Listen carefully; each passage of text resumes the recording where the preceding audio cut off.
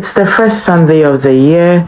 Hey everyone, Happy New Year and welcome to 2025. Thank you all for the love and support. It's been an incredible journey with you and I truly appreciate everything. So this year, I'm super excited to share more recipes that I know you would love. So just stay glued to the channel. And in today's video, I'm bringing you an authentic Ghanaian assorted meat and dry fish light soup. Trust me, this soup is a banger. So stick around if you want to know how this was made. Thank you.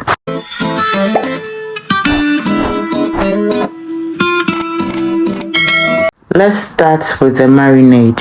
In a blender, I'll add some ginger, garlic, onion, scallions, rosemary, star anise, and green chilies, and I'll blend it all together until smooth. All ingredients used will be listed in the description box, so do check. Now, I usually have my green marinade prepped and stored in the fridge for easy access, but mine just ran out, so I had to make it fresh today.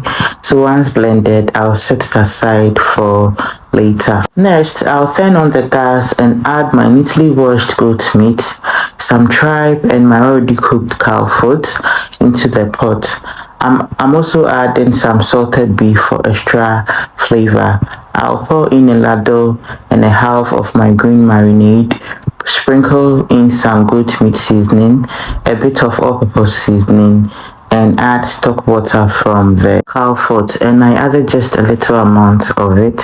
After giving it a quick stir, I'll let it cook on medium heat for about 30 minutes to release all the rich juices and flavors. Trust me, this is a perfect base for a light soup. In a separate pot, I'll add 2 garden eggs. Now, I'm not a biggest fan of garden eggs, so just feel free to add more. That's if you prefer. I will also add some turkey berries, pepper, and then water, and let it cook for about 10 to 15 minutes or 12 minutes. Back to the meat, it's been simmering for 30 minutes, and as you can see, it released all its amazing juice and flavors.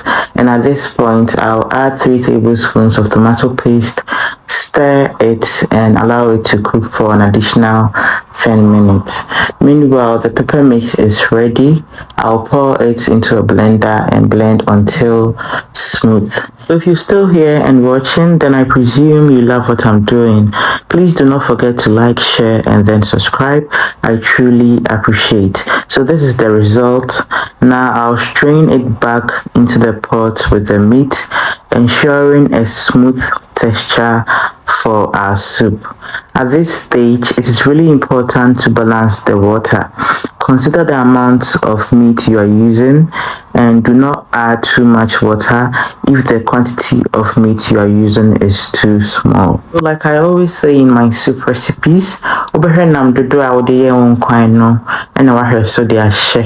yeah, so you don't need too much water if the quantity of meat you are using is too small.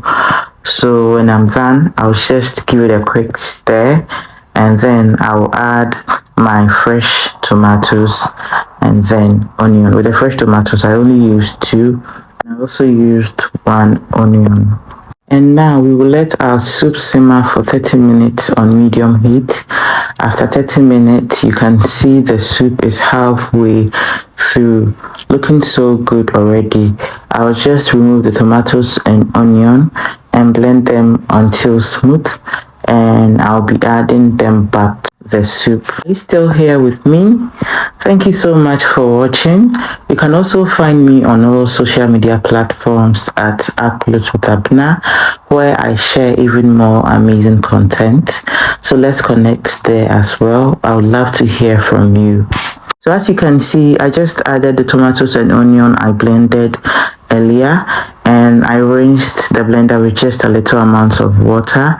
Remember that you don't have to add too much water at this stage.